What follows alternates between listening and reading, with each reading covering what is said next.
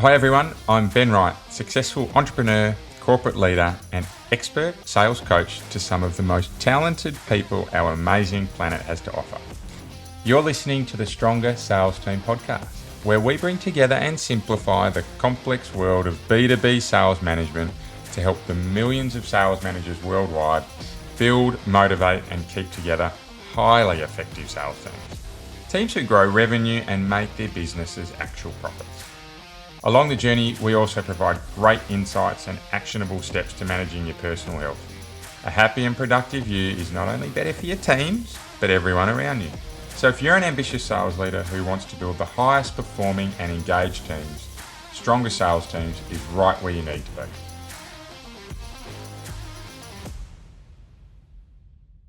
Welcome back to Stronger Sales Teams, the place where we provide real-world and practical advice to help you develop superpowered sales teams. Today, we're on to part 2 of our interview with Cameron Schwab from Design CEO.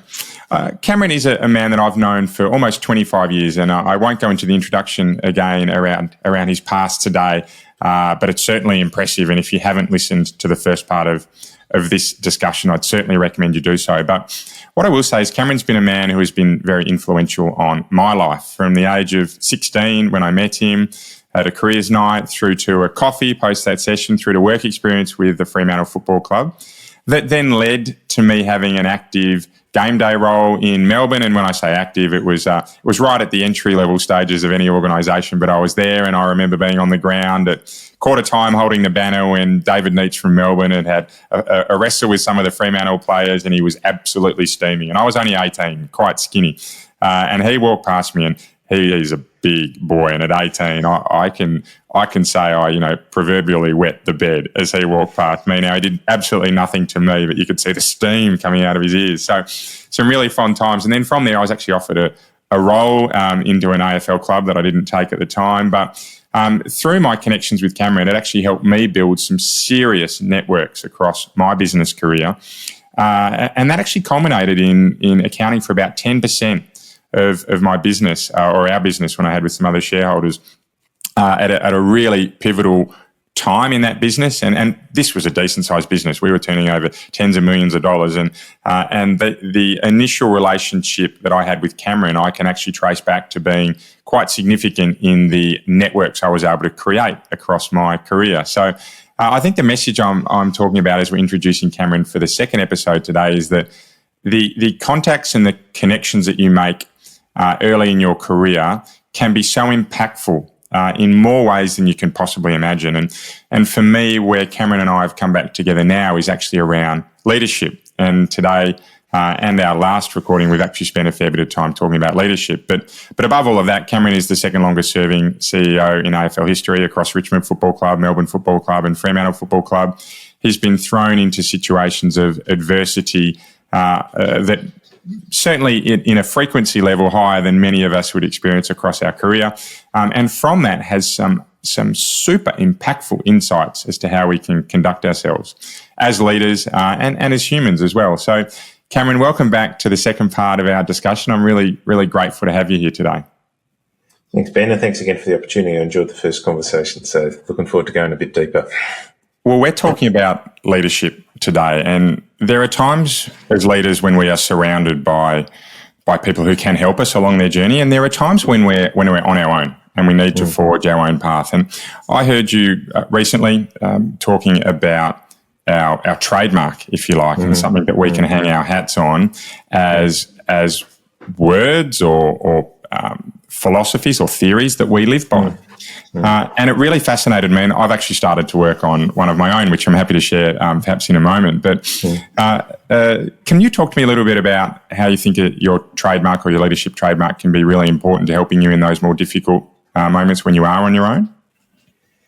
Yeah, the theory probably more than anything is I mentioned before I got to work with Ron Barassi as a coach, and I remember him using the saying that the great people he met were in some ways better than human nature. They're better than human nature. And I love that line because human nature takes us to the mere mortals of the world. It takes you to a place of blame. It takes you to a place of deflection. It takes you to a place of criticism, of which there is no future in whatsoever, but also they find friends really quickly. That's the other, like particularly inside organisations, that if you have a blame mindset, if you have a blame culture, if you like, emerging, well, you've basically just minimised any chance of doing anything difficult together, I think.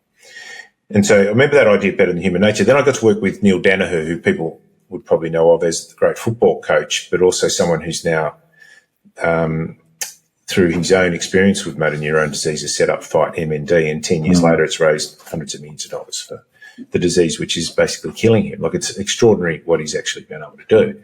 And I remember he was coach of Melbourne and I was CEO. I was involved in his appointment. And I remember he asked me about the idea of a trademark and his personal trademark.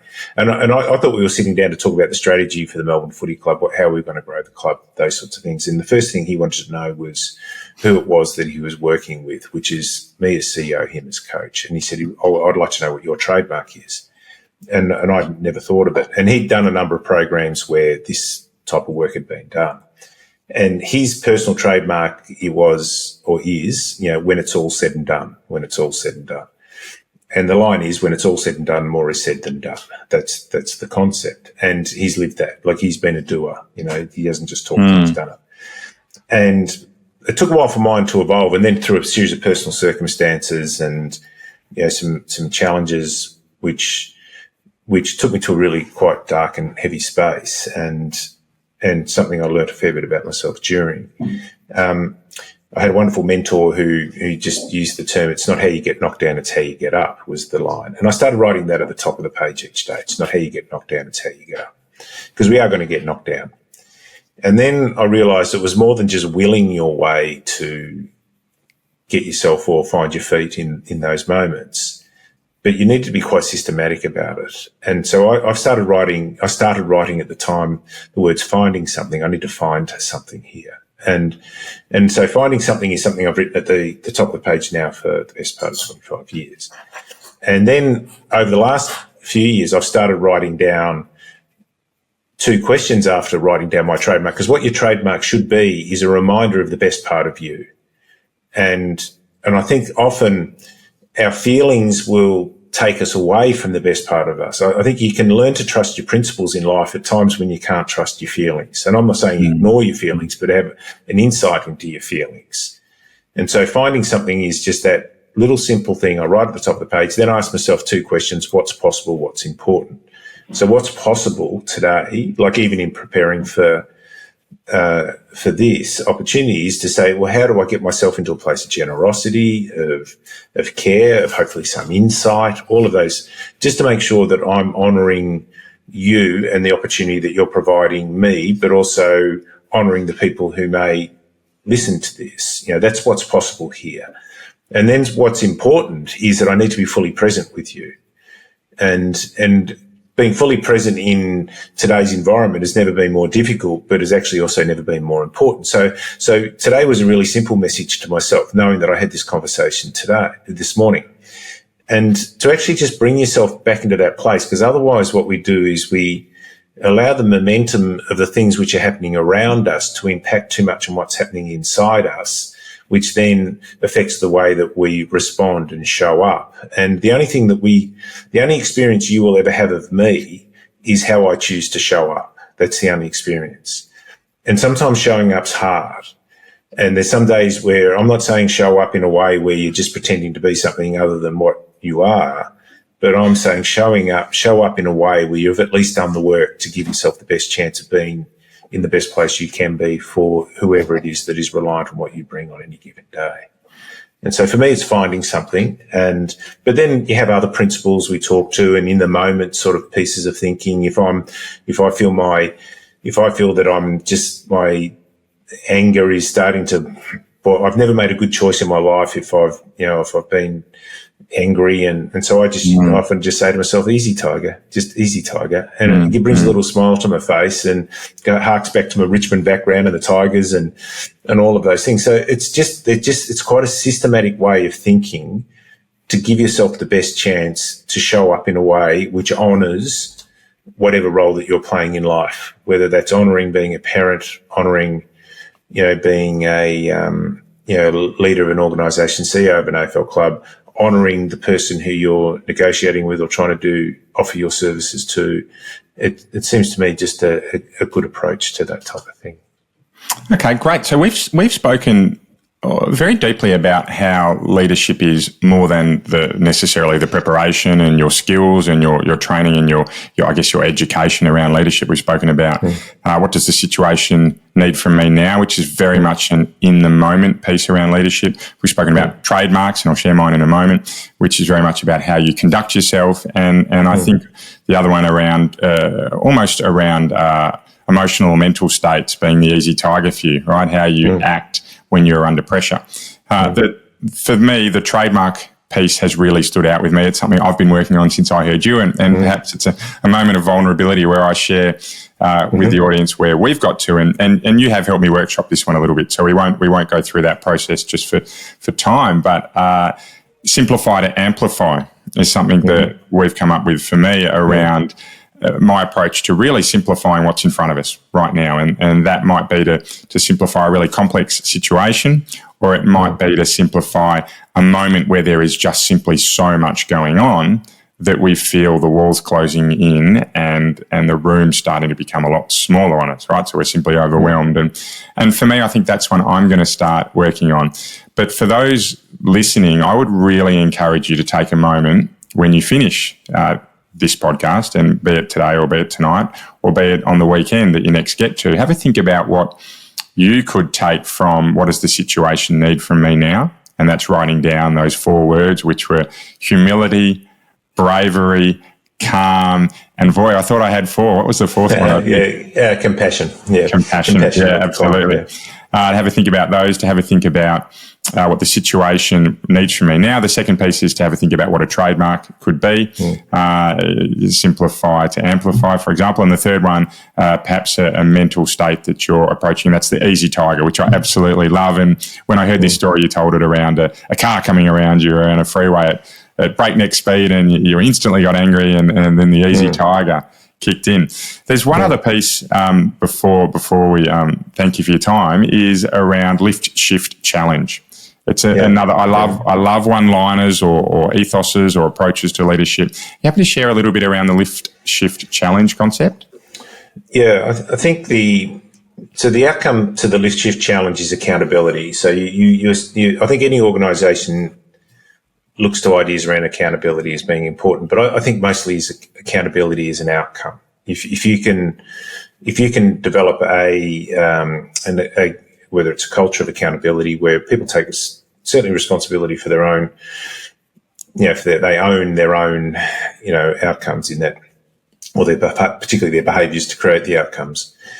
And so what's the role of leadership in this? And this came more from actually speaking. When I got asked to speak to people, where people, I realised that if you couldn't build connection quickly with an audience in one way or another, and I have a very conversational style of speaking, because I find for me that just works best in that way, is to build connection. So I use story to build connection, and I think leaders need to be the capacity to tell your own story with humility, be able to tell the organisation's story, and be comfortable with repeating it often is one of the challenges, because you think you get sick of your own story, but you don't really in that way.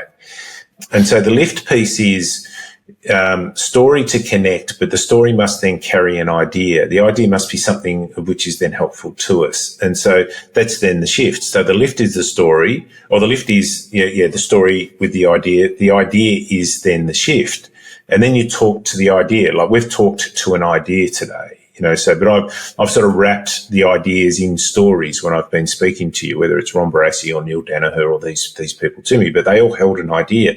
Better than human nature, it was Ron Barassi who told me this is what it means, that some part of ourselves. So that's the lift shift. And then the challenge is, as you just did then, okay, you're going to turn this podcast off. What are you then going to do in regard to this little piece of insight perhaps that may be helpful to you. Well, that's more sort of a test of character as much as anything. So I talk about lift as building connection. Shift is about capability. Then to go into the challenge piece, that's more about the character, what it's going to ask of you. Because even in listening to a podcast such as this, we think we've learnt something, but we haven't really, unless we actually do something with the learnings that we've actually had, And one of the lines I really like is, if you want to learn something, yes, read, listen to a podcast. If you want to understand, well, you have to write. And so by you writing down simplify to amplify, you're now in fact writing it and saying, well, does that make sense for me? And I'm sure it wasn't the first thing you come up with in regard to it. You've workshopped it in your own way. You've challenged yourself in regard to it. Now, the next piece is, can you hold yourself accountable to this process? But what we want to do, people want to go straight to accountability without being prepared to do the lift shift challenge. And they look at their team and they're saying, well, you're not doing as you're told. Well, in my experience, people don't do as they're told. Are you a teacher or a teller is one of the things I often ask of leaders in regard to the work that I do. So lift is about connection, shift is about capability, and the challenge is about character. And so as a leader, you're always going through those lift, shift, challenge phases. As a speaker, as a storyteller, as I think even as a parent, when your kids go through challenging phases, the last thing your kid wants to hear when they're a teenage, when they're going through puberty, and the last thing they want to hear is that it was also hard for you. You've got to be able to meet them where they're at. And that connection piece is so fundamental to them. Yeah. Wow. So if you had to take that model, lift, shift, challenge, and roll it out to those listening specifically from today, what would you recommend they could do to apply lift, shift, and challenge to perhaps just what they've heard from our session together? Yeah. So even through the lift piece, and even creating your own trademark it will normally be wrapped around an important story of your life, I think. So you've heard me tell my story, different at a challenging phase. So finding something comes from a personal experience. And in my case, one where if I was to define it by anything, it would be one of resilience, if you like.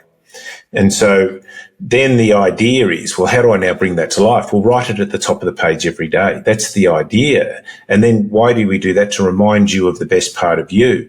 Now the challenge is, okay, is it the right word? Are they the right words? Am I prepared to then say what's possible, what's important today? And then am I prepared to hold myself accountable to that over the next period? So even the exercise we've talked about has lift, shift, challenge, with the outcome being accountability embedded in it.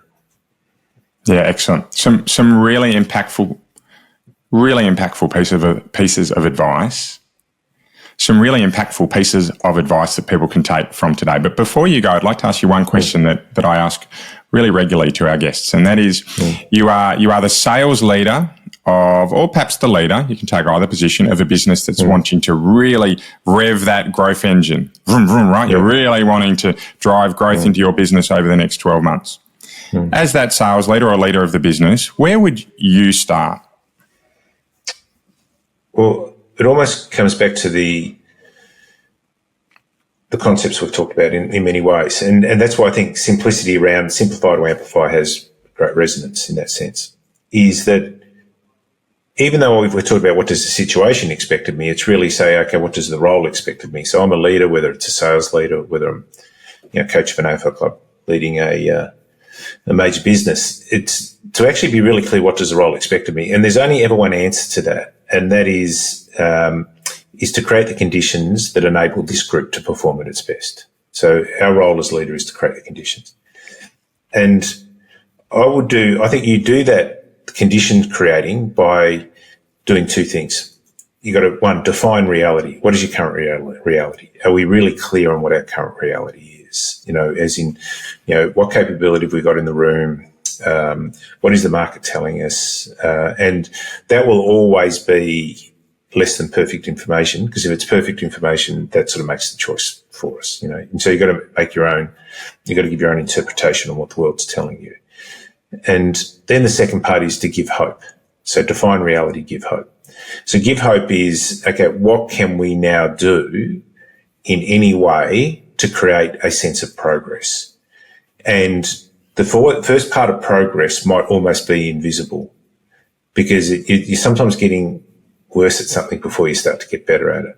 And so any form of growth will always start out, in my experience, relatively slow, unless there's some market condition which just happens to unjustly enrich our circumstance. That we happen to have the right product at the right time. We saw that during COVID, where people, just happen to be selling something which all of a sudden become important, and they were enriched by that circumstance. And then there were people who were clearly in the opposite scenario.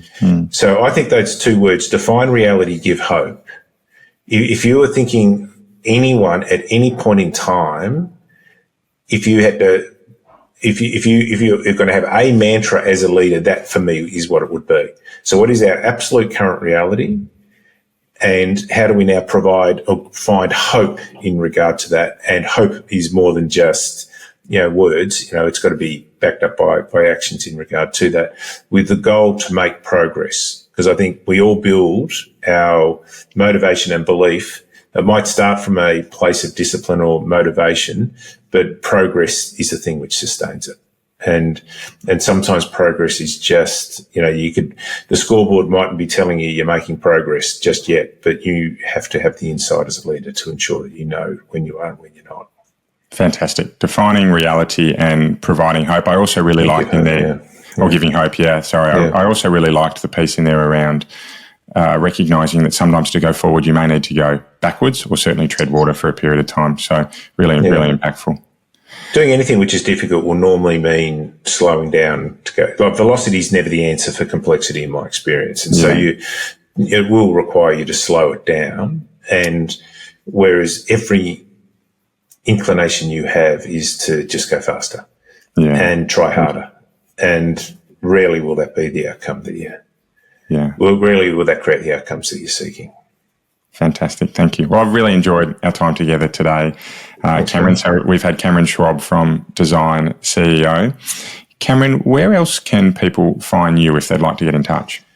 Yeah, well, I've got my own podcast, which is called In the Arena, which is very much, sort of a bit of a mantra that as leaders we're putting ourselves into the arena, and the arena is a wonderful place to be, but it doesn't promise to be fair, which is probably some of the conversation we've had today. Very much on LinkedIn, and got a strong presence there. My business is Design CEO, so design.ceo is our website, and we've actually got on the website, we've got not only this is what we do, but where there's 20 videos just accessible, where I've just talked for 5 or 10 minutes just about stuff that I've learned over leadership. There's 100 articles on leadership.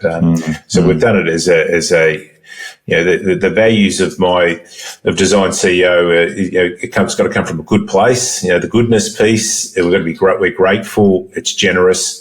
And the fourth word's a funny little word, which is very Melbourne word, is grouse. It's got to be grouse. And so have a little bit of fun with it as well. So I'd like to think that what we offer ticks those 4 boxes. Excellent. Well, I have heard you personally give a keynote speech, and I'd say that was a motivational speech or a piece around leadership. And I would recommend absolutely those that are out there that are looking for their next keynote speaker, particularly around those leadership or those motivational leadership topics, to get in touch with you, because you had an impact on me, and I've known you for almost 25 years and still had an impact. So, I very much recommend you. So thank you for your time today, Cameron. To everyone listening, please keep living in a world of possibility, and you'll be amazed by what you can achieve. Bye for now.